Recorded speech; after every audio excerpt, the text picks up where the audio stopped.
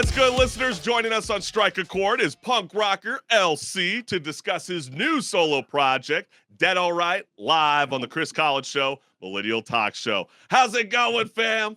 Woo! Hey, guys. Hi, what's up, LC? And so I know we got some of the Rain Factor happening. You did not like Everything Everywhere All at Once? That's not... No. Oh, so you're calling me out already. You're calling me out on my best Oscar LC, yes. So what fit the most for you, LC, when it came to Everything Everywhere All at Once? Oh, it's just like a what the fuck movie. Like, you can't believe what you're seeing at all times. It's just what I love. But like, what stuck with you? Because something about flying dildos and getting jammed up the ass with the butt plug just doesn't. This is like the easy stuff. Like, trust me, LC, that's like a film that I would like laugh and love to go it's to. A but couple I of throwaway constantly felt jokes. myself hitting the pause on the remote. But underneath, there's like a heart. It's anyway. I think there's like multiple levels in there, and I liked it. But not all quite on the Western Front. I mean, that film felt like it was meant for the subwoofers and the sub bars at your home theater, even in the movie theaters. I mean, come on, man. How about the Banshee? I'm just calling it there. I think I just like weird movies. You would like the Banshee then. Oh, really? Oh, yes, I have to say, if you have a good sense of humor, you would love it. It is definitely a quick wit. You got to be smart, which might be why Chris didn't like it. Honestly, LC and we don't have time for any of that shit. I think LC does. I think LC's got lots of time. But LC, as the front man for, Brand New Lungs, what inspired you to start this solo project? The pandemic, honestly. I just started writing songs for my other project, and then I kept going and I ended up with like 12, 13 songs, like complete, everything done. So figured might as well just do it on my side. Because I showed the songs to the other guys, and they're like, yeah, we did nothing in that. See, I was about to reference that because I bet, as a band, you have plenty of written material. So are you telling me that when you showcased it to your other projects, they were just like, dude, LC, we love you to death, bro, but like this just doesn't fit the mold of what it did. It's just like the like in a band, people like to contribute to the songs. So when you took 95% of the controlling of this solo material, that had a problem with your other band members? Well, I just kind of got carried away. They're okay with me doing the thing on my own. I love the songs, and I just kept going, and I had a blast doing it. So I just ended up with like finished songs. No, I was gonna say, LC, since you didn't have to, handle like, creative differences or conflict within, band members, because Dead All Right is a solo project. Is this a blessing or a curse? Do you miss having a voice in your head, or is it better to work solo at times? Sort of both, because like I'm free to take whatever direction I want and just take the time, put something on pause, go on something else. And just do like crazy stuff that I probably wouldn't have took the time to do it before. But then again, I have nothing to stop me, like to tell me, hey, this is a bad idea, or just like pitching band names or stuff like that. It's tough when you're alone. Yeah, I was gonna say, like, what are some of the biggest challenges that you face when you're starting a solo project from scratch? Not much, I'd say. Like the toughest thing has been to find the band name on my side. And so I know the rest came super naturally. And so since you keep referencing the band name, and you had a hard time at least trying to come up with the concept that really stuck with you, because again, you are the solo man in the group, you have to vibe with it. So where did the inspiration for Dead All Right come from? I searched for months, honestly, and like it's tough finding a good band name that's not taken. Like every time you have a good idea, you just Google that, and it's like a band in Wisconsin who got 4 songs out in 2016, and you're like, dang. Ain't that the truth? And you're like, dude, I think I have a little bit of clearance now that you've been 5 years of not making music. Am I okay but still, to take up on it? Yeah, all the usernames for Bandcamp, stuff like that. Can't take I kind of feel like that's the case when you even trying to come up with your own video game gamer tag. Nothing's sexy anymore. Do I really want like 4 or 5 digits at the end of my name? I never realized that's still like such a hard problem going into 2023. People in like 50 years are gonna have names with like that That are gonna long sound with like 20 Elon Musk numbers, kids. and yeah, exactly. They're gonna sound like you gotta decipher the code to actually open up the LP or single. Sorry? No, and so like, what sets you apart from Brand New Lungs to Dead All Right? What sets me apart? I think it's just the approach. I always been like I always write the same kind of music. I don't really do a conscious effort to really go into one definite style. I just write songs and they just end up the way they sound like. And I feel like my stuff is just 100% me. So like the skate punk stuff is super skate punk and the pop punk stuff is super pop punk. I feel like it's a bit more 100% what I like, I'd say. And so, what sets you apart from the rest of the punk rock genre? Or do you feel like you are embracing that sound? I feel like I'm embracing it. I don't want to fall into like a category at the same time. Like I don't want to be uh, pinpoint as like this genre and nothing else. But I mean, I feel like I'm part of the skate punk, pop punk scene, and I'm embracing it. It's fine for me. And so I I got to show an image up on screen because you guys, or you, I mean, excuse me, you had some incredible artwork promoting Dead All Right. Oh, sorry, Marissa, I'm all jumping on you. She's like, "What the hell, fam?" But I'm looking at this and I'm going, "What the hell is that?" I mean, you look like Tortilla Man from Slipknot. And he might be picking up some inspiration from you. So when we spoke in private before the show, you were telling me that you are a horror fanatic Yeah. who loves, looking into Halloween masks. And so how did you create this thing? Well, I had this idea because there's sort of a theme throughout the songs of like death and like growing old and stuff like that. So I thought it would be a good image to have a zombie as kind of a mascot. So, but sort of not a bored, but like a jaded zombie. Like throughout the pandemic, who's kind of tired of being stuck inside and like he's worn out. And And so is that what you portrayed us looking like if we were just Yes. isolated like in a vault, like in the Fallout video game? Is Yeah. that how we would look like, ghouls coming out? Probably orange, yeah. Orange. Haven't seen the sun or the rays. So I had this idea, but I kept looking for masks online to kind of fit the bill. I just wanted to buy like a zombie mask, but online all the zombie masks are like super aggro or like dead. Like so it really didn't fit what I had in my head. So I just like bought 2 masks. But you Cut were, some yeah, I was stuff gonna say out, you were telling yeah. me that you didn't even start from scratch. You were actually buying other Halloween masks, and then you Yeah. were cutting them apart, and then this is what you molded.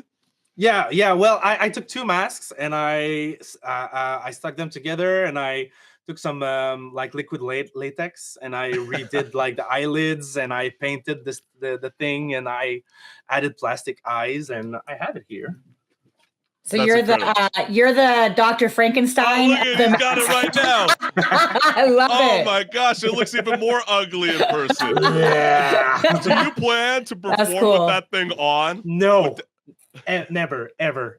Why? Why? wore it- I think you I should. wore it At least for one the- song. At least Or one what song. about the band Ghost? Or what about the band members? If you potentially get some to play some live shows, would you have them wear that? I don't want anyone to wear that on the stage ever. I wore it for the photo shoot for like an hour, and it was. Did it start more than melting enough. on your face like Corey Taylor? Can't breathe funny. in that. It's super hot. No way. So let's go back to like the songwriting process. I mean, what factors did you consider deciding to release more singles than a full-length LP? Because this is a topic that Marissa and me bring up all the time on Strike a Chord. It's hard for a new project to take off. First off, and I've gotten records out with my older bands, and like you put a record out and there's a buzz and everyone's talking about that, and there's like 2 weeks that are nice, and then after that everybody forgets about it. So I'm trying that, still not sure if it's a good idea or not, but so far it's been working out pretty good. I'm just treating it more like content than a full LP. And do you think, releasing singles over albums is more beneficial for like building a fan base and reaching new listeners? How so? Yeah, because you always have a constant presence. Like you start with the first one, and then I don't know, 50, 60, 100 people see it, and then they like it, and then they share it. And by the time you get to the 10th, 11th song, it grew like naturally. And so when we talk about won again. Sorry, Chris. Singles rule. I won again. Because my whole issue is it's like I feel like with LPs they tell a story. I completely agree. Mm-hmm. And the album is built like that.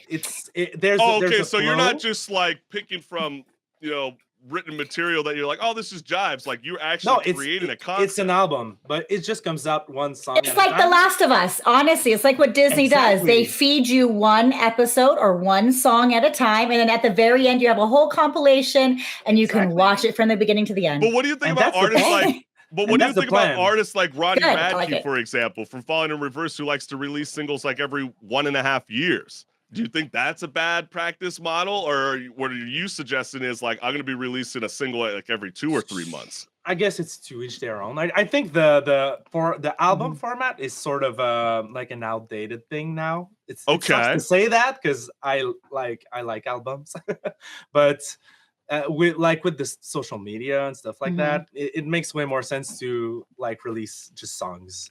And I have stuff set up like on my Apple where it's like I buy the album, and then as the new single comes, a new song, like I get it and I get it and I get it, and it just notifies me. It's like, oh, you got another song. I'm like, oh, cool. And I jump on that exact same day. Ooh, a new song, and then you listen to it, and I only pay like the $25.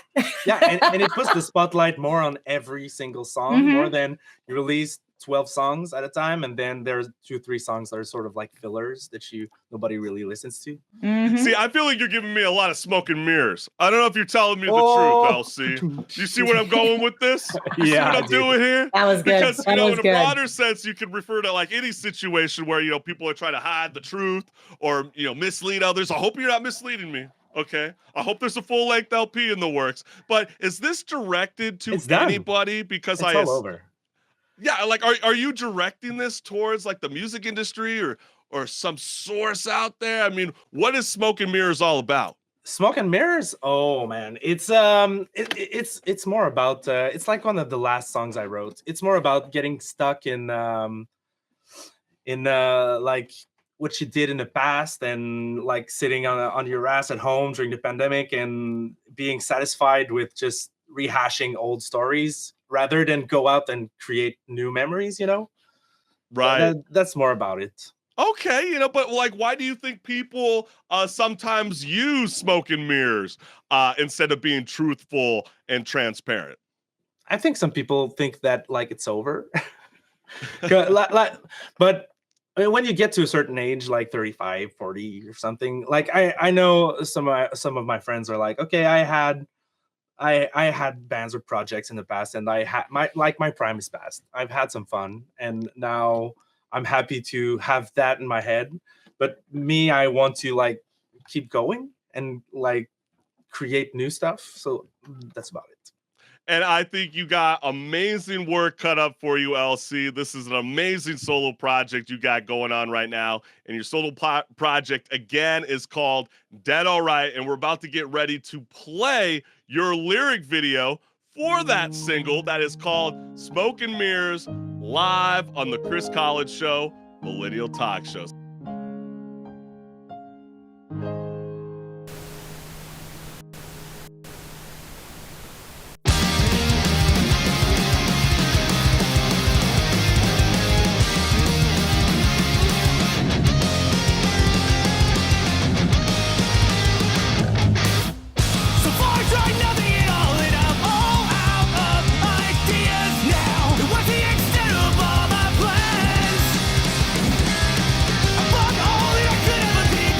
Waiting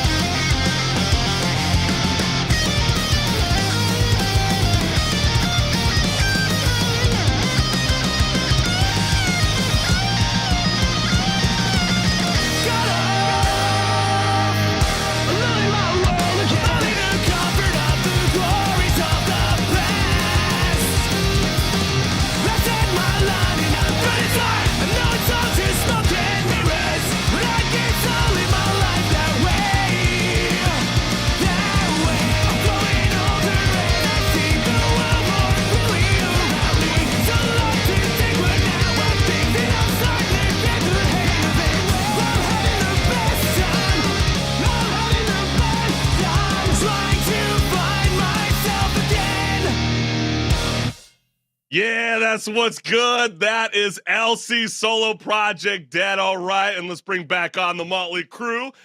Before you go, LC, what are your plans for the coming months? Keep going, releasing songs. One song every 3 weeks, a month, approximately, and then at the end, a physical album. Rock and Exciting. roll. Very I cannot- exciting. best I of love both it. So worlds. great. That is the Mhm. best of both worlds. Now I get to figure out your track. I get satisfied first, so that's all I care about. It's only about what Marissa needs. So I All care right, about. all right. But we can't thank you enough. As much as you are, Yeah. bird feeding me, like pretty much like it feels like mouth to mouth. I know it sounds a little weird, but that's what you're doing, all right? With you releasing your singles one at a time. I guess I'll have to cave in a little bit, Elsie. But thank you again We'll for have a joining follow-up Strike at a the Chord. end, so don't Yeah, worry. you just have to wait. Just hold out, Chris. Just Yeah. hold out. Okay, fair enough, fam. Fair enough. Elsie, you've been an amazing soul. Much success moving forward in the year 2023. Yes, awesome. Thanks a lot for having me.